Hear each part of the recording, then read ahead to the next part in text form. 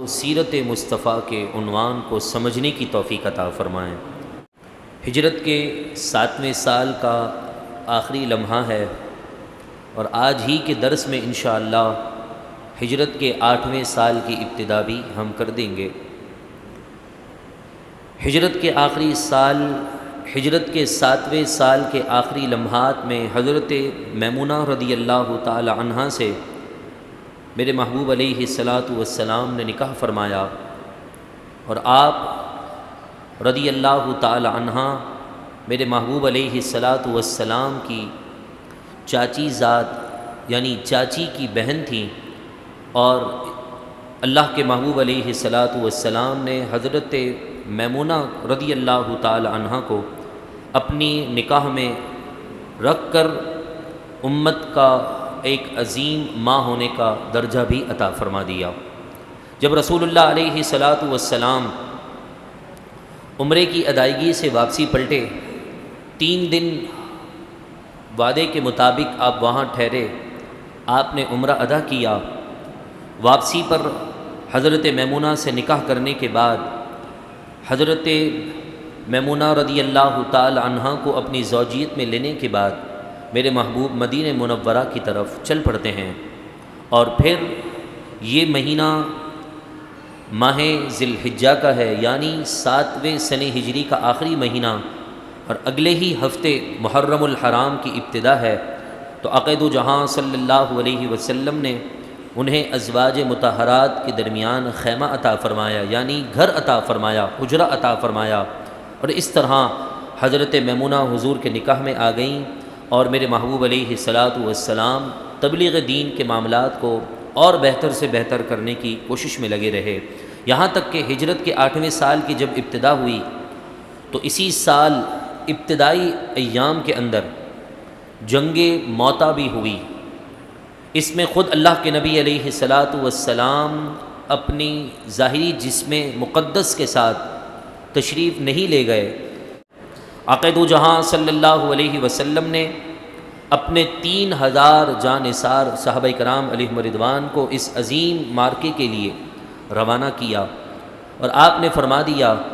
کہ اس جہاد کا جو سپہ سالار ہیں وہ حضرت زید بن حارثہ ہیں،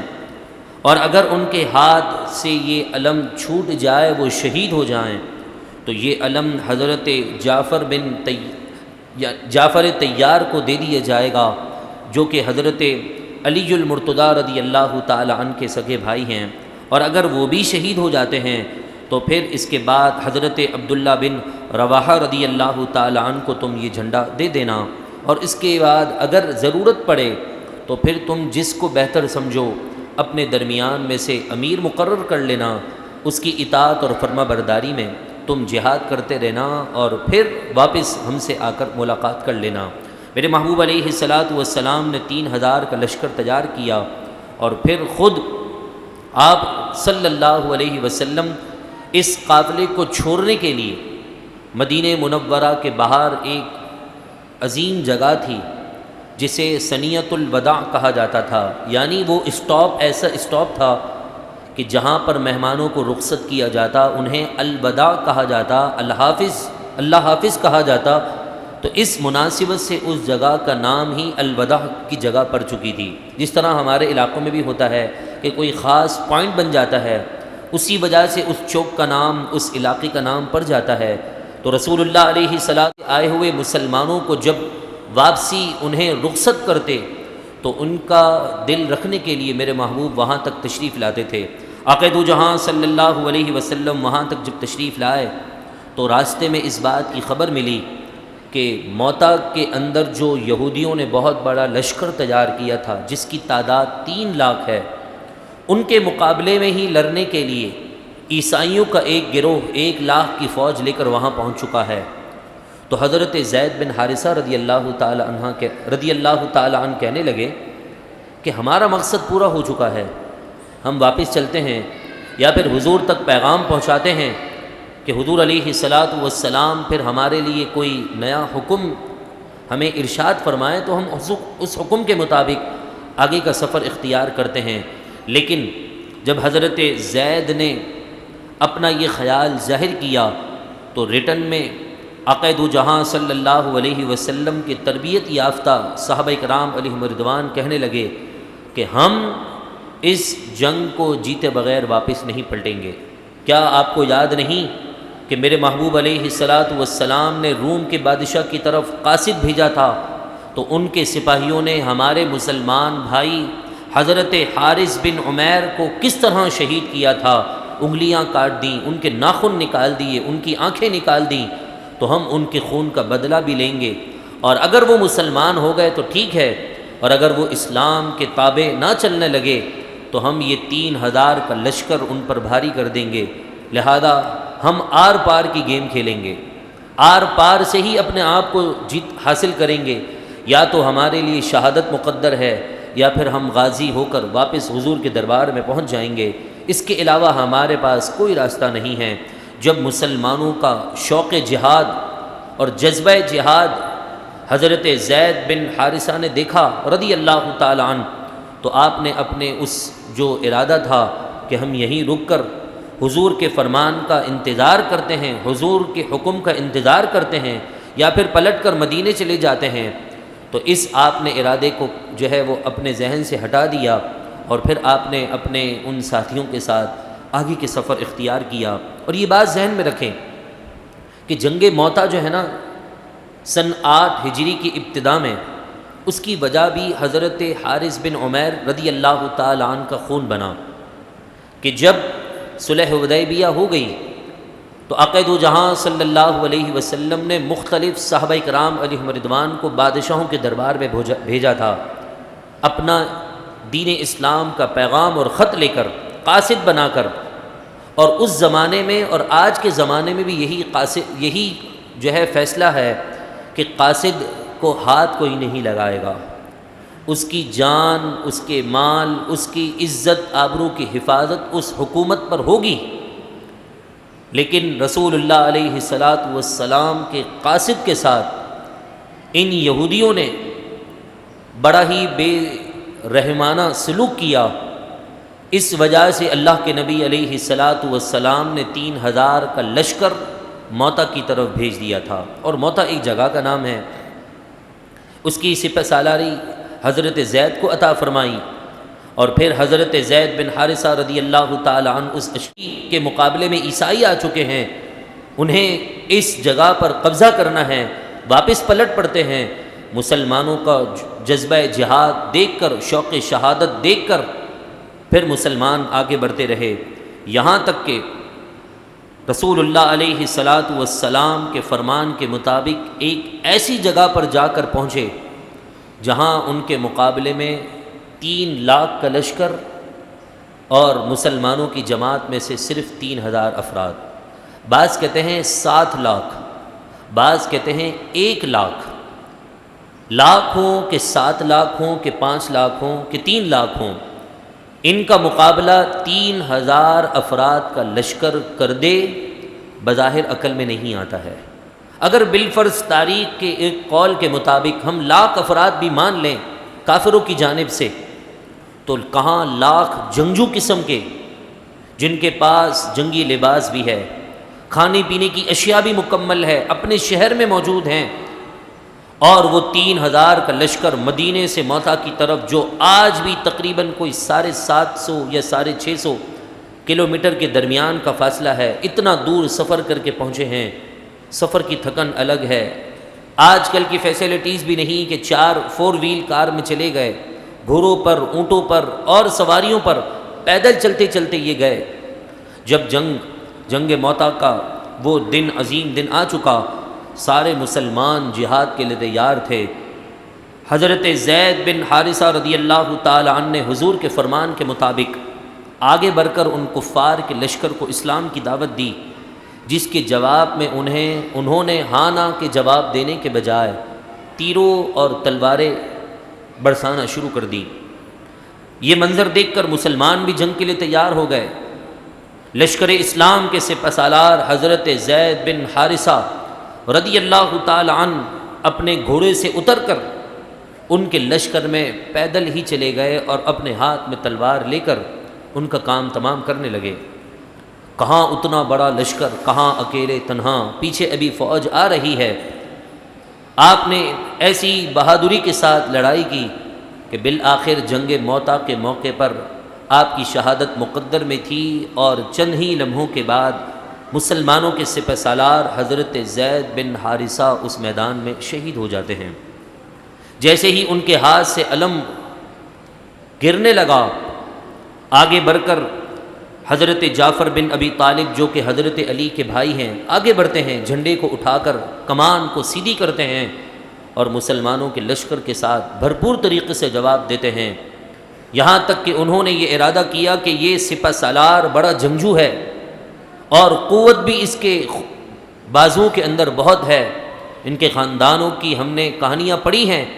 کہ یہ بڑے جنگجو قسم کے، بہادر قسم کے ہیں، ایک ساتھ حملہ کرو۔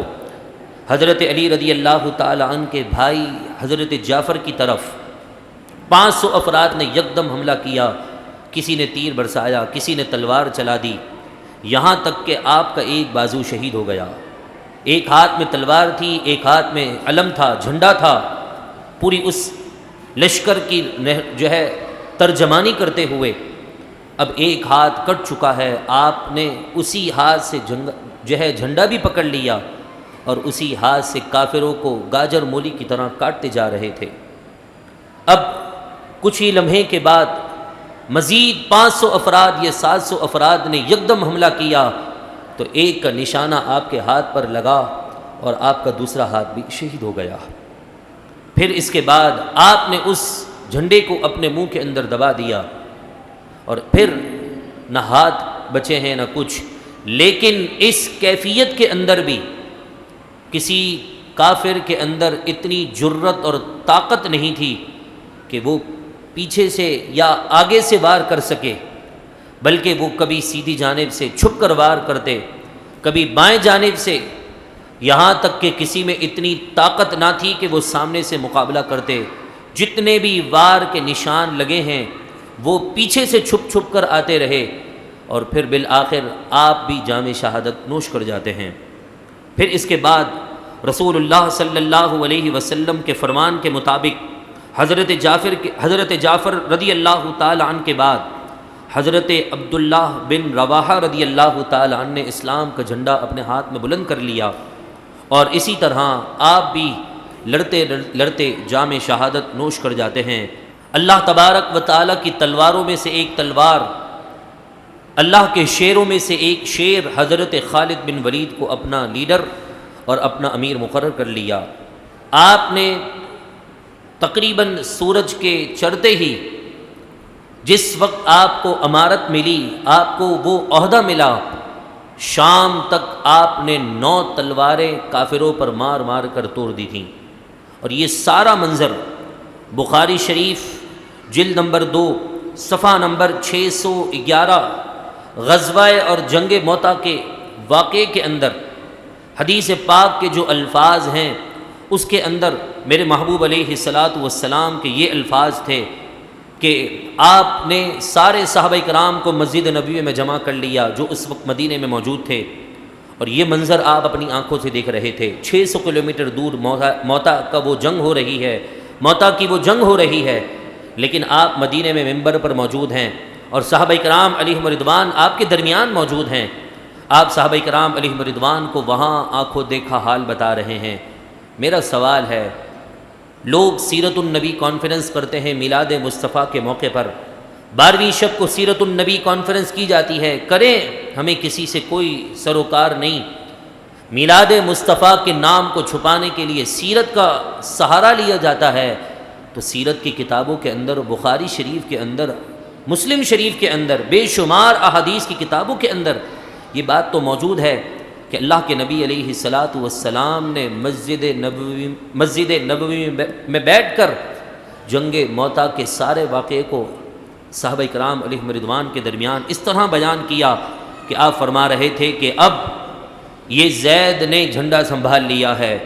اب دیکھو جعفر نے جھنڈا سنبھال لیا ہے، اس کا ایک بازو کٹ چکا ہے، دوسرا بازو کٹ چکا ہے، اب دیکھو جو ہے میرا جعفر بھی شہید ہو چکا ہے۔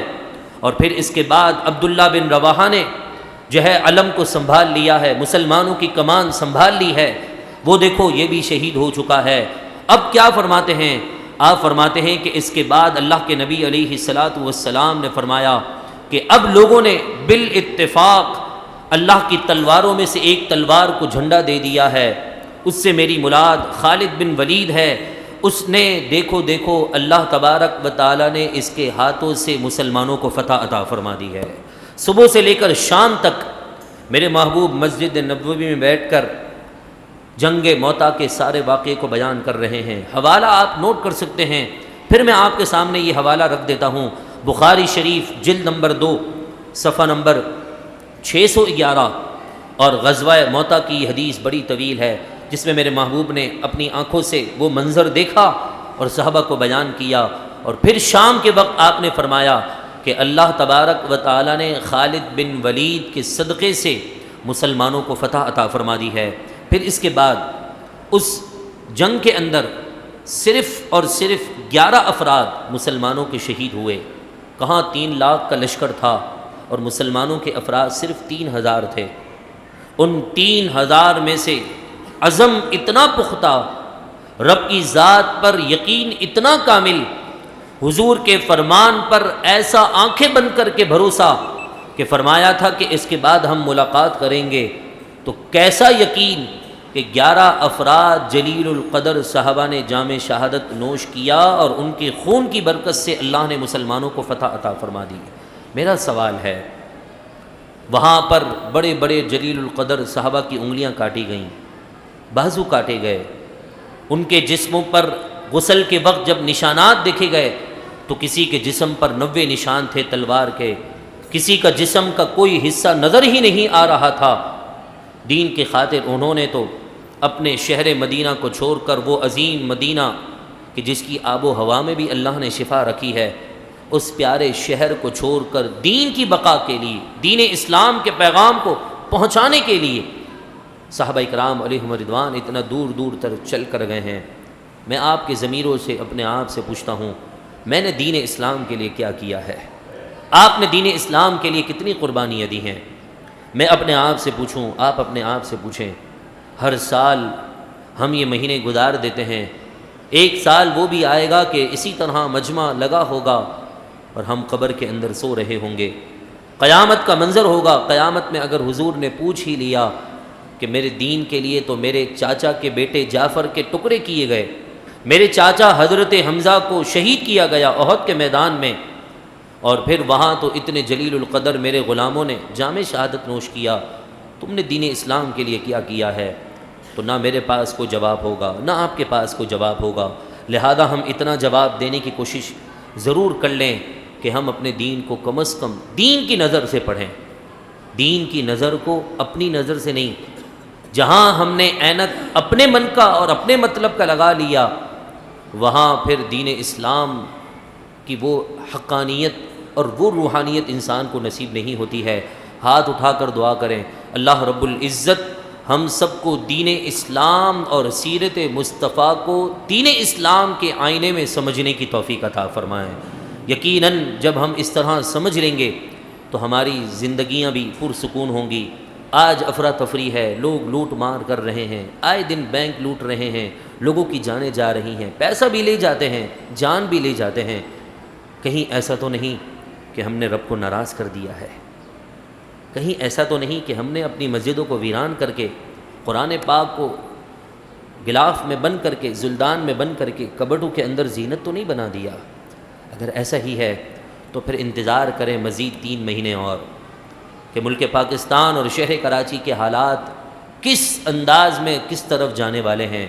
آپ کی بچی کی عزت محفوظ نہیں ہوگی، میری بہن کی عزت محفوظ نہیں ہوگی، بینک سے پیسے نکال کر کہیں لے جاتے ہوئے ڈریں گے، موبائل بھی آپ گھر میں رکھ کر جائیں گے۔ وہ وقت دور نہیں ہے، ابھی بھی اللہ نے موقع دیا ہے۔ اپنے دین اسلام اور اپنے ایمان کی حفاظت کے لیے اپنے آپ کو پیش کیجیے۔ انشاءاللہ العزیز آنے والی جمعرات کو ہماری اسی مسجد میں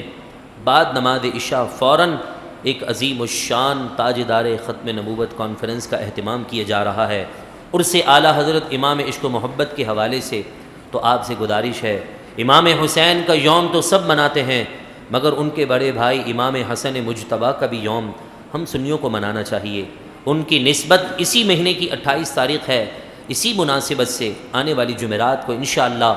اہل بیت کے خادم انشاءاللہ اس مسجد میں جمع ہوں گے۔ میں آپ کو دعوت نہیں دوں گا، اتنا کہوں گا آپ اگر اہل بیت کے خادم اور سچے عاشق ہیں تو ضرور آپ جمعرات والے دن عشاء کی نماز یہیں ادا کریں۔ انشاءاللہ العزیز جماعت 8:15 پر ادا کی جائے گی۔ اللہ رب العزت ہماری نسلوں کو بھی اہل بیت کے خادموں میں شامل فرمائیں اور اسی محبت میں جینا اور مرنا نصیب فرمائیں۔